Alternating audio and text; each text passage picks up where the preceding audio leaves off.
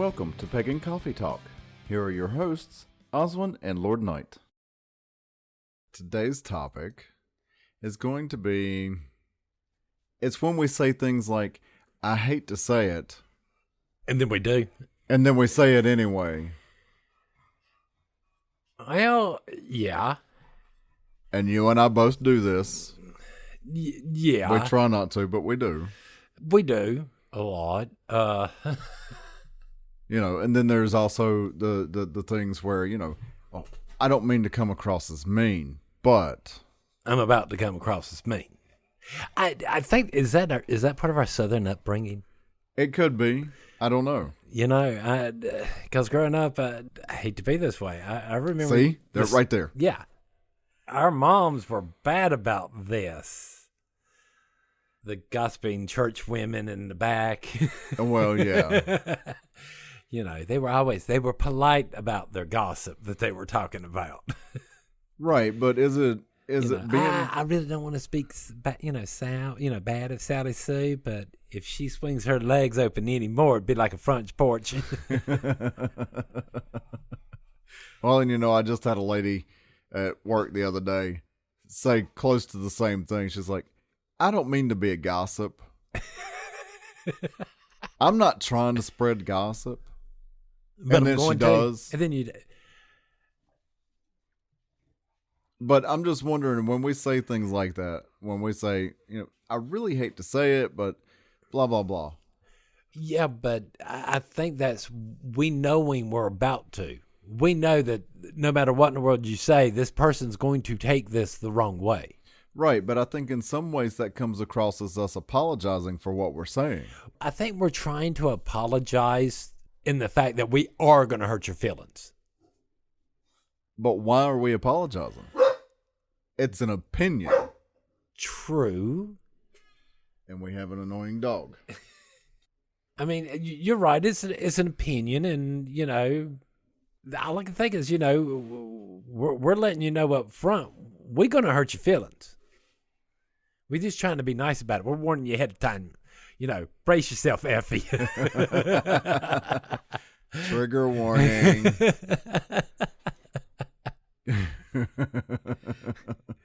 Dennis Winston's idea of foreplay was brace yourself, Effie. Right. Jesus. I mean, that's literally exactly what we're doing. So you don't think it's really in any way apologizing for what we're saying, but more of how it's going to come across? Oh, yeah. And that we already, there's no use in you sitting there going, well, that was mean. No, duh. I told you that to begin with. Right. But I mean, I do notice this. We do this. Do we do this because it comes in from a place of caring or anything like that? Or are we just coming across because we want the conversation to continue?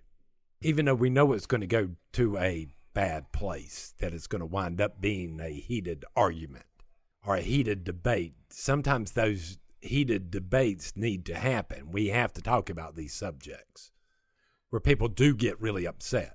Right. I do understand that. I mean, it's got to be done tactfully and slowly and methodically, because if you don't, the other side's going. But my question is what do you do for those more touchier subjects where, hey, we're going to talk about stuff that's going to make people mad? We have to. How do we understand these? I mean, do we ignore them?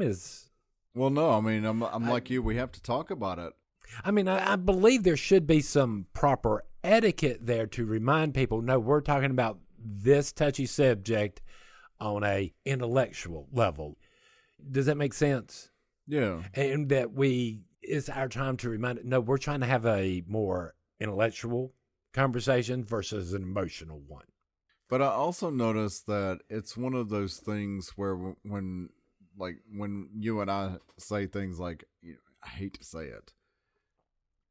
When we say things like this, sometimes I wonder, are we even using it in the right context? Or are we just saying it because we've gotten so used to saying it? I would probably do it because we're more used to it.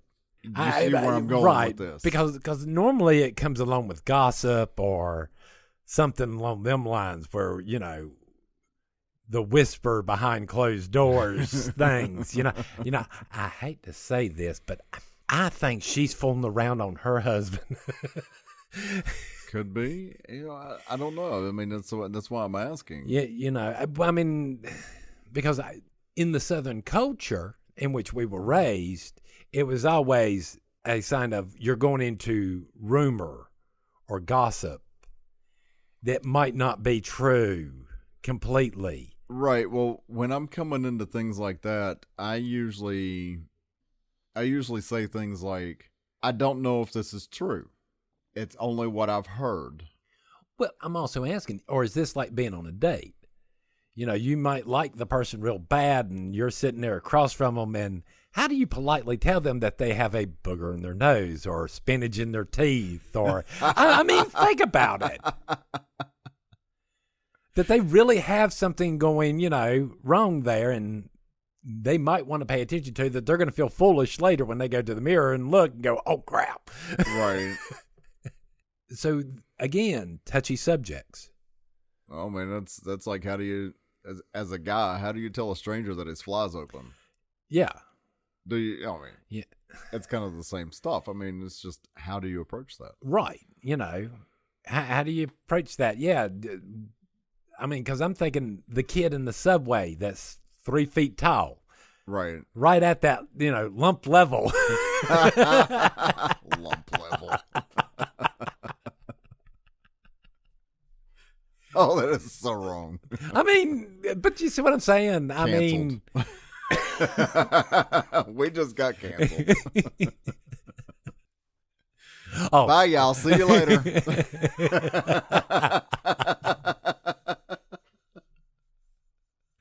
But I mean, come on. I mean, how awkward is this? I mean, right. Because it's one of them things, which is more awkward for that, 6-year-old kid to look up at you going, Mommy, his zipper's unzipped. Right. Or for you to be standing there going, crap. I'm so glad I wore underwear today. Right. I mean, that's like being a guy and wearing shorts. Yeah. And if you're going commando, if you sit the wrong way out in public or in the wrong area, there was an episode of Friends that was on. Oh, yeah, there was, wasn't it? He really made things awkward for a lot of people, didn't he? So again, I think this behavior really came from people trying to have debates and reminding each other, no, we're trying not to be emotional. I'm trying not to yes, I know I'm about to say something that's going to upset you. I need you to remain calm and listen to me to actually answer the question logically and rationally versus emotionally. Okay. Because again, I'm still back to not talking about these subjects don't always seem to help. Then when you're trying to sit there and be too polite about it, you never actually get anywhere. Right. I'm not talking about being mean or not mean. I mean actual talking about these conversations, these harder conversations, which means yes, you're going to get pissed. And we need to be able to debate this in an environment where if you get time out, whatever. Well, then wouldn't it be easier to say something along the lines of, look, this is going to be a touchy subject. Yeah. I mean, just being upfront about it instead of... and that's why I was thinking this might be politeness coming out in us doing this to let people know, hey, look, I might be about to piss you off, but this is not my intent. My intent's just to inform you of this info that I know. All right. That's why I always hear that when we're saying that, I'm probably about to piss you off, but I need you to listen to what I'm saying first, then do the emotional reaction later. But then is it really something that we hate to say? Again, it's... You see where I'm going with this. Do we need to rethink what we're saying and how we're saying it? Would you say that yesm is wrong? Well, no, but do you see what I'm asking? When you say things like that and then you say it, do you really hate to say it? Do you... You hate the emotions you're about to inflict on another person at the time. Okay, but then you're really not hating what you're saying. No, you're just hating because you know what the reaction's going to be. Is all I'm thinking is, Hey, I realize I am I do that a lot on the podcast. Hey, just to let y'all know, I'm about to piss off a lot of people. Or so we think. Which I do on a quite regular basis, I think. I mean, but do you understand what I'm saying? I see it as a niceness and a politeness for debate and conversations. Well, then, okay, but I guess where I'm going with this, trying to go with this conversation is we talk a lot about saying what you mean. Right.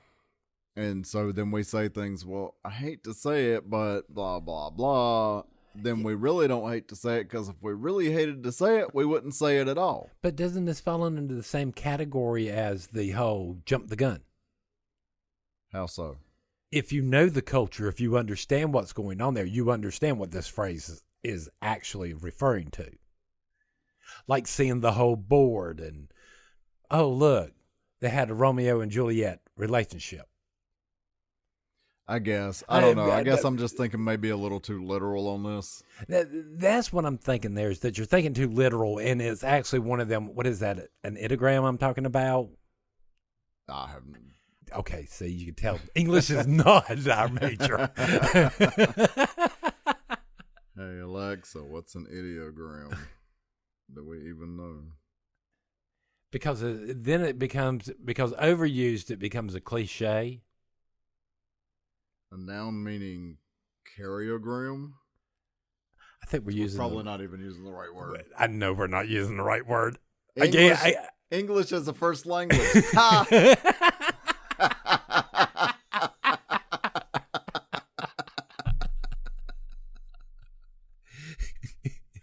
Even English is a foreign language to me. But anyway, we know what it is. What we're looking for is it's a phrase that means something else. Right.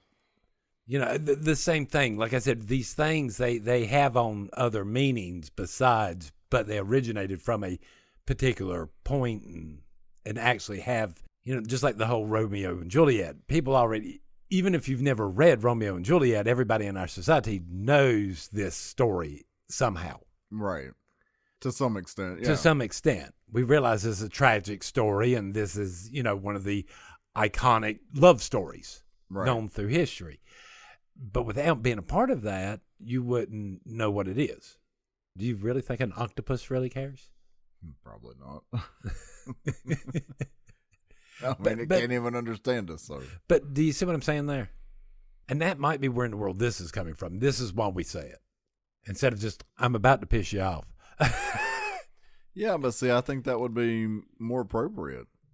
Well, again, like I said, I think you're doing it to apologize because you know you're about to hurt the person's feelings. Oh, I'm about to do it. I'm just telling you ahead of time because I ain't going to apologize later.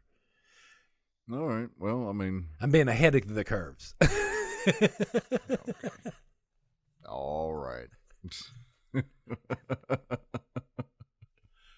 I think I'm done with this. I think so. Ready for the next topic? Sure.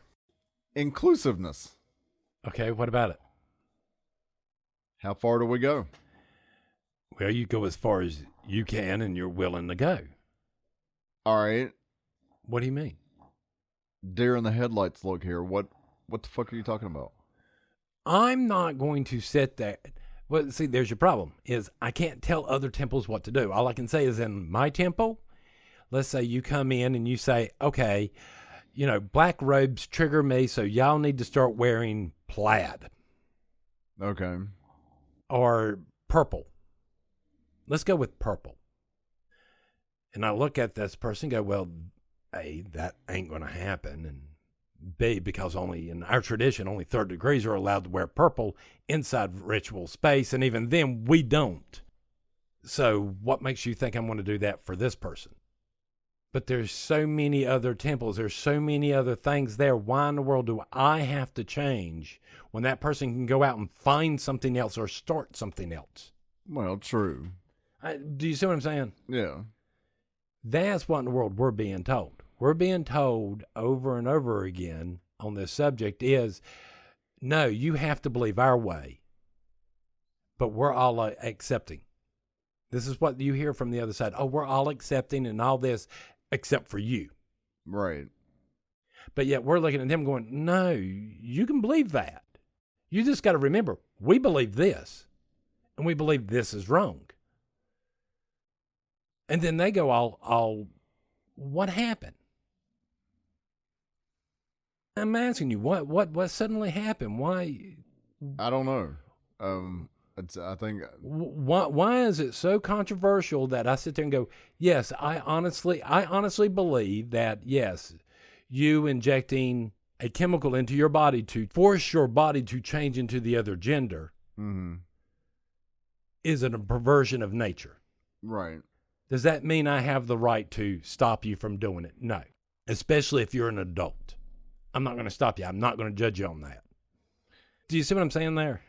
I think a lot of what's happening is with the newer generations that are coming up since, well, probably I'd say since our generation, right? Generations that came after us. I don't know. There's slowly been a shift in those generations in their ways of thinking. Well, see, I don't know. It's just, it's bizarre because now now it has become, if you don't think the way that I think, then you're wrong. Right, because it's became this whole entire thing of, if you don't stand for this, you got to stand against us. And you're sitting back going, wait a minute, how did that happen? Yeah, I'm not standing against you whatsoever. You know, you do what you want to do. Well, let me give an example. Illegal immigration, it's illegal. This should be enforced. Right. But instead of sitting there, but what you hear, oh no, so that means you want to get rid of all migrants. No, that ain't what I said. No. I said I want to cut down on this illegal migrant thing. Oh, then you don't like it. I don't get it. How does not liking this part mean you don't like the other part? Right. That's not what you said. That's not. Do you see what I'm saying? I see this done a lot. All right. But that's what I'm saying. It's. I don't know how it happened, but it's been that shift in the younger generations, and I'm not sure how it happened. I'm not sure why it happened. I mean, there are more than one option on some of these things, and well, I mean, like, do I agree with the public sentimentality on everything? No, I realize that they're going to use the slippery slope to try to take gay rights and all this other stuff around that I do agree with. Right. But for right now, there's a lot more that I have in common with them than I do the other side. Right. Does that make sense? So at a point or another, somebody like me is going to have to go, nope, time to put the brakes on. Nope. Again, we're doing exactly what in the world we tell you we're doing. We're keeping balance. It's just that balance happens to be a difference between holding traditions the way they need to be held and progressing forward too at the same time.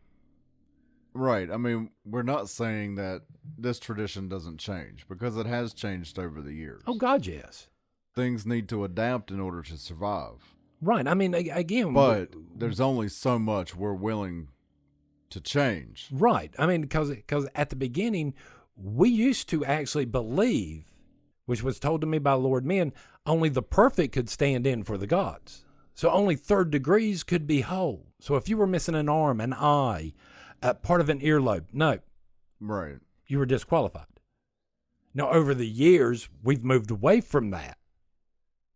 But we still understand the heart of the matter of that we got to stand whole with at least spirit with the gods. Right. 100%. But that's not the same thing, but it's took time to change that. So we have progressed. No, it might not be at the pace that some people would like, but there are reasons for that. Well, and then too, I saw a video not too long ago, and it looked like a classroom of students, and they were specifically asking their teacher her opinion on something. And then when she voiced her opinion, and it was about male and female being two genders. Right. Someone spoke up and said, well, that's not my truth, in so many words. Right. And the teacher was like, I don't care. There's only two genders. Right. And then she said something else, and then Lo and behold, the entire classroom got behind this one student telling the teacher she's wrong, that she can't do that. You can't believe this. You don't. And I'm like, no. Well, you're asking me my opinion. You're talking about being progressive just for the sake of being progressive. Right, but you're asking me my opinion. Right. And then when I tell you my opinion, you're telling me that I can't believe that way. Or I'm not allowed to believe this way, and now we're going to call you out. So, no, but I can't get in line with that. So as far as that part of inclusiveness goes, don't walk into this covenant. Well, my question is what's real inclusiveness? Well, I think inclusiveness... I mean, inclusiveness to me is you're hired not based... with the understanding that the color of your skin has about as much to do with your ability to do a job or not to do a job as your eye color. Right. Or what clothes you happen to be wearing at the time. The two are not associated with one another, but yet we got people wanting to associate that. Right. I mean, the fact is yes, we've been living in a world where people made decisions based on what in the world's in the best interest of the company. Who's the best person to hire? Yes. Regardless of anything else. No, we got to make money. I need the best. I don't care if they come in with a mohawk. We had that world. To an extent. Right. To an extent we had that, yes. But I'm talking about mine and your generation. When we go to hire people, we don't think about stuff like that. I mean, honestly. I think there are those who do. Well, there are those who do. And there's always going to be those. But there's a lot of us who didn't. I didn't look at the person when I was hiring them if they had tattoos or whatever. Can you pick up a mop? Can you do the work? You're hired. Right. Can you do more? Then we're going to give you more money to do this. Right. It didn't have nothing to do with anything. Mm-mm. But your ability to do the job. There was a lot of us doing this. But yet we're being told right now, no, what you did, it doesn't matter. Right. You're full of shit for the way you're thinking, for judging people based on their ability to do something or not to do something. Why should I be told to feel like crap for doing what I was supposed to do? So again, how far is too far? Exactly. Where do we stop? Where do we draw the line? It really depends on the individual. I mean, as far as temples and traditions go, yeah, it depends on the people in charge, what in the world's going on. No, if you don't like it, no, there are times where in temple and stuff, if you want to change things, yeah, you move up the ranks, and then when you get high enough, you start changing things. You're the one that comes into control. Right. And the reason I keep on saying it this way is sometimes there are reasons for some of the ways we do things that maybe a first degree or especially a neophyte is not privy to. Right. It's different when you're on the other side of the fence. You with me? Yes. Everybody thinks it's easy until they're the ones in the hot seat. Oh, yeah. Oh, yeah. How many people have we known who've tried to start their own groups? Oh, yeah, it's easy. It's a piece of cake. Oh, like, yeah. And then they come back and they're like, oh, my God, I didn't realize it was so hard. Yeah. Yeah. It's a whole lot harder than people think. It's a lot of work. Over time. It's a lot of work, but I know you and I have been passionate about what we've been doing, and it never felt like work to us. Well, no, I mean, it just felt like our lives and what we did, and that's it. So, again, where's not the inclusiveness? I'm not going to change fundamentals of my religion to suit someone out of left field on something. Right. All right? I hate to be this way. There's too many options in the world for you to sit there and not be able to find something. So then would you say that if you could boil it down into one statement, would you say that it's more like the needs of the many outweigh the wants of the few?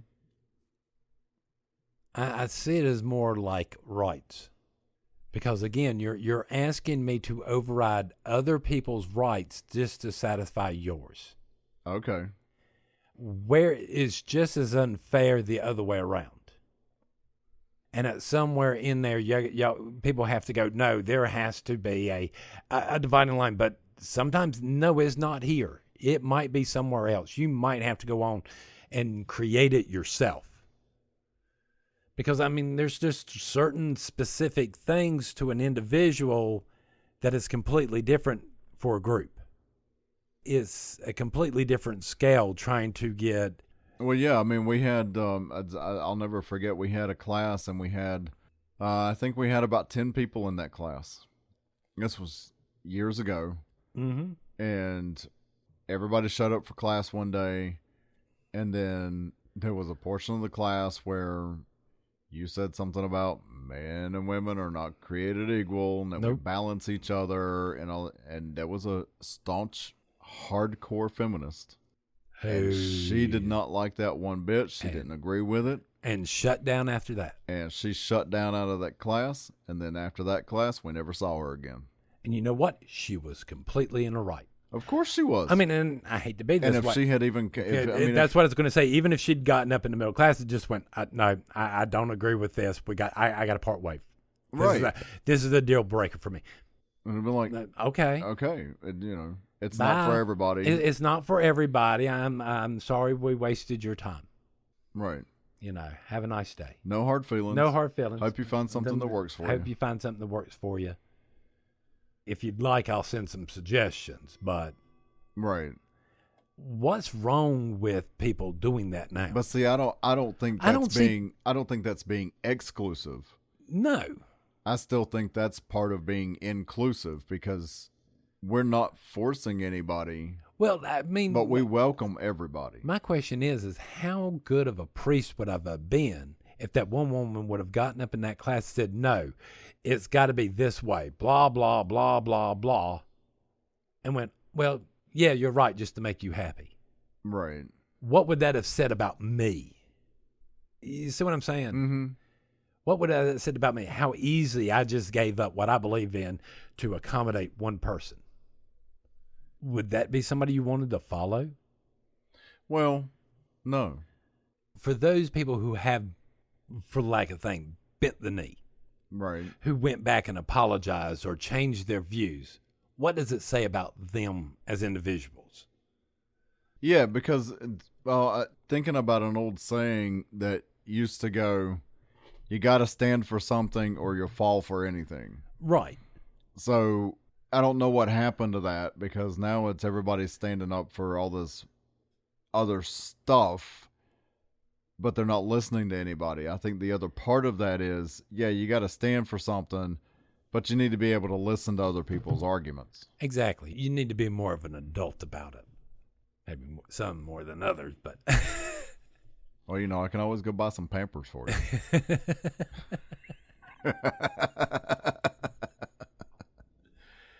Does baby want a pacifier? Really. You definitely cutting that shit out. No, I'm not.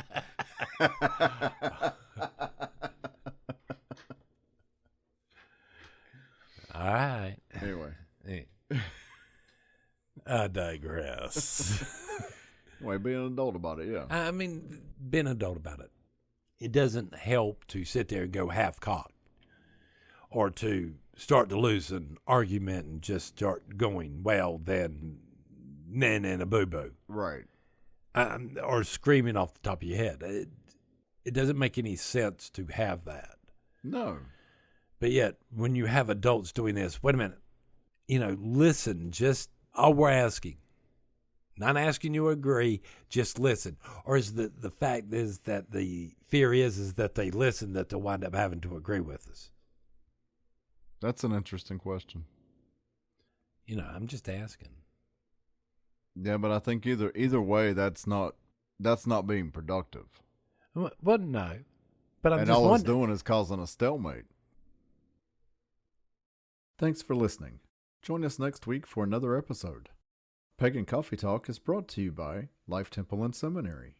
Please visit us at lifetempleseminary.org for more information, as well as links to our social media: Facebook, Discord, Twitter, YouTube, and Reddit. We travel down this trodden path, a maze of stone and mire. Just hold my hand as we pass by a sea of blazing pyres. And so it is the end of our days, so walk with me till morning breaks. And so it is the end of our days, so walk with me till morning